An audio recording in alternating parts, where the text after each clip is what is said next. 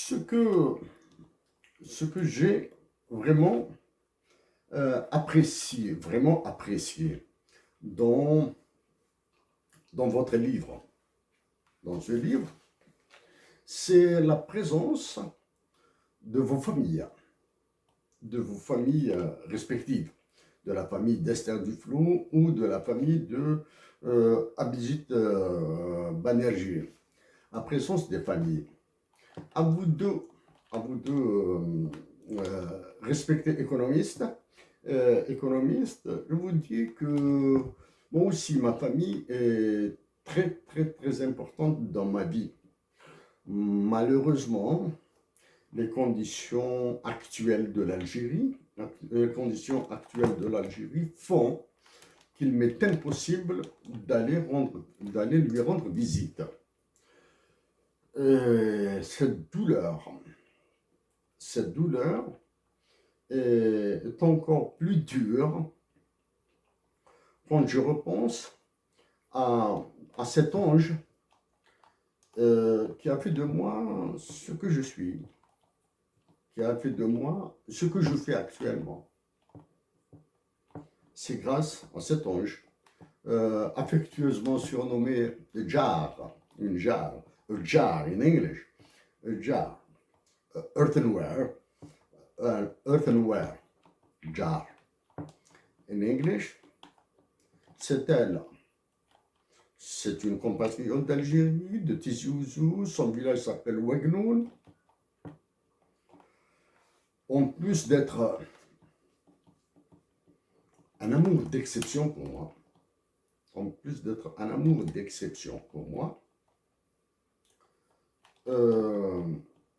c'est une femme dont l'humanité, au sujet de laquelle l'humanité risque d'entendre, en bien sûr. Donc cette Jane de Kabylie, spécialiste dans un domaine de la mathématique plus proche de la logique floue que d'autres choses, là, faisait logique. Ce bijou, c'est un diamant, hein? C'est un diamant. She is a diamond. Will become, has the abilities, she has the means to become a very well known in the world, of course, to become a very known person, a famous person in her domain, which is near the fuzzy logic. She is a marvel. I will do it. I'm doing this command with thinking about her a lot. And, Esther Duflo, vous avez dit dans votre livre que vous aimez beaucoup de personnes. Abhijit aussi, moi aussi j'aime beaucoup de personnes. Beaucoup de personnes. J'aime des personnes. En tête desquelles il y a ma mère, ma famille bien sûr, et cette femme. Bon. Oh. Le premier point que j'ai envie de dire à propos de votre livre, il m'a agréablement impressionné. Il m'a impressionné. C'est un livre qui impressionne parce qu'il a abordé énormément de sujets. Énormément de sujets. D'ailleurs, c'est une grosse brique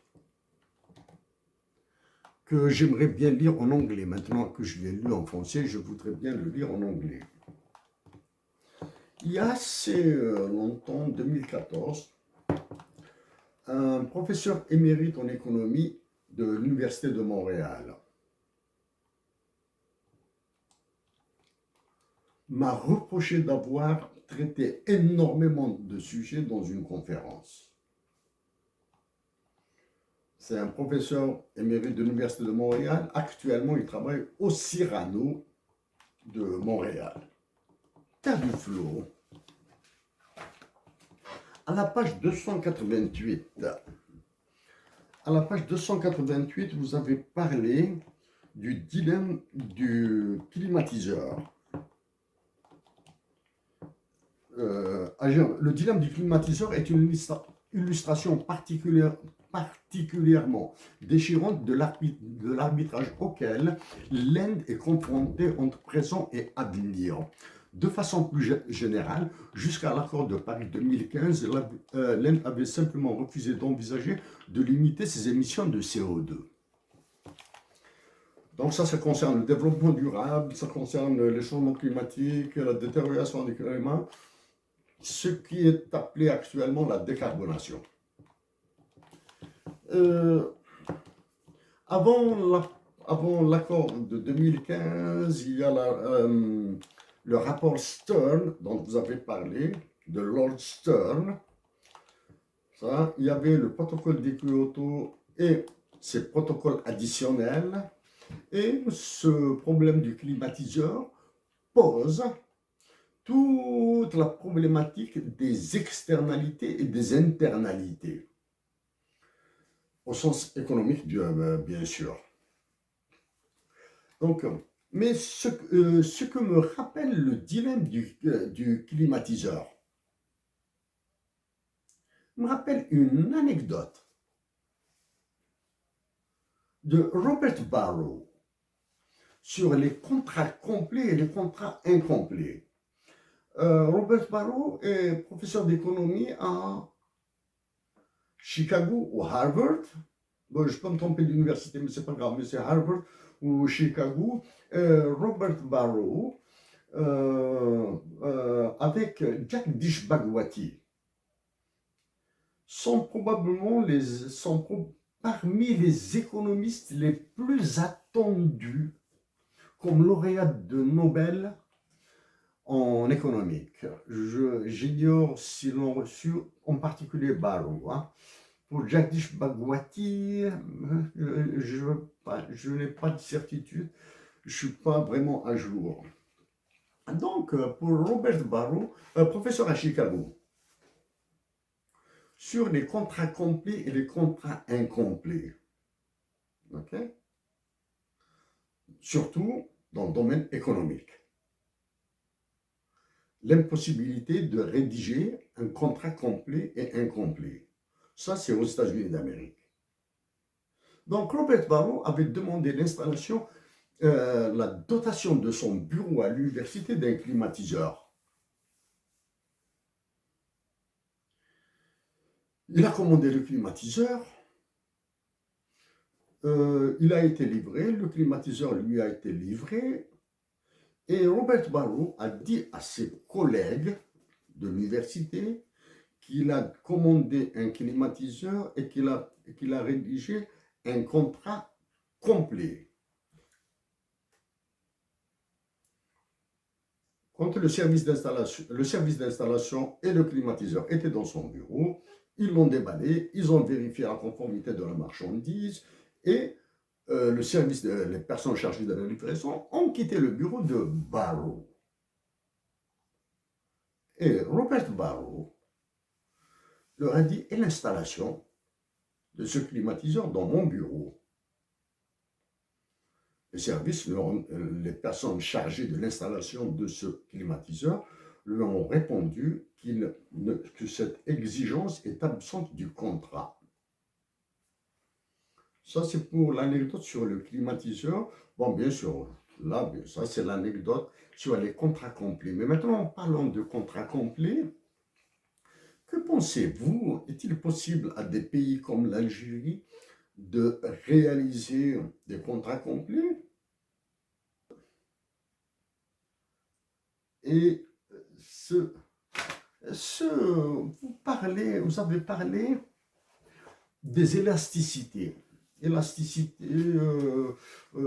Donc en mélangeant les élasticités, contraintes budgétaires, le panier de la ménagère, voilà, etc.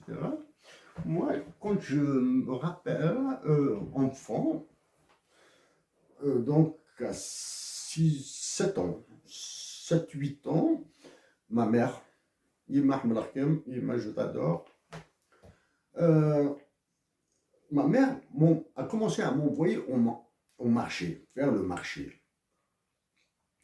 J'ai été initié au marché par mon père. Enfant, je l'accompagnais au marché, je voyais comment il achetait, mais sans rien dire.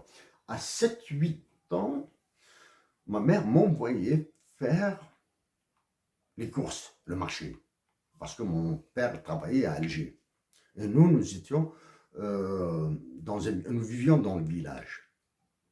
C'est grâce à ma mère que j'ai une maîtrise excellente des élasticités. L'élasticité économique, c'est un gros morceau là. Les élasticités en microéconomie. Hein. Ce n'est pas un professeur d'économie qui m'a appris ça, c'est ma mère. Et ma mère ne sait pas écrire son nom. Ce sont les pauvres qui doivent parler le plus de pauvreté. Mais les pauvres, généralement, sont dignes. Ils acceptent la douleur. Quels que soient les mots, quelles que soient les théories utilisées par un économiste, il manquera toujours au moins 3 éléments dans la pauvreté d'étude. Le ressenti que ressent un pauvre. Un économiste, impossible. Il est impossible à un économiste de dire, parce que pour moi, un économiste est dans une université, est dans une grande école, est dans un grand centre de recherche. L'économiste, il est impossible à l'économiste de dire comment s'en sortir de la pauvreté sans l'avis même du pauvre. C'est un autre élément. Et la mise à l'épreuve de l'économie doit être testée chez les pauvres. Sur cet aspect, j'ai beaucoup apprécié sur ce que vous avez écrit tous les deux. Parlons toujours de la pauvreté. Nous aboutissons à tous les instruments de mesure de la pauvreté, sauf un seul.